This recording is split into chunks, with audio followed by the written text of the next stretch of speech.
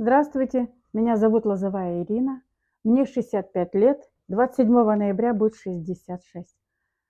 Я мед пью с мая месяца, получила очень много результатов. Ну, частично через обострение, потому что обострение дает излечение. Сначала были проблемы с головой, головокружение было, дикие головные боли. Через неделю прошло все. Я 3 дня пила мед, потом подключила диатомию. Но у меня нормализовался сон, я стала крепко спать, высыпаться, появилась энергия. Потом пошли проблемы с кишечником. А я знаю об этих проблемах, они у меня иногда выходят наружу. Сейчас вообще никаких проблем нет. Я подключила мед.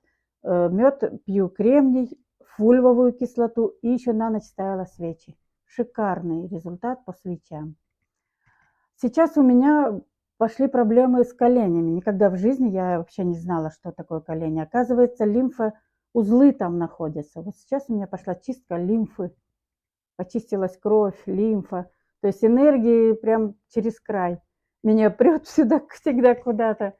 Продолжаю пить, и я считаю, что всем необходим такой шикарный продукт, чтобы быть здоровыми и счастливыми.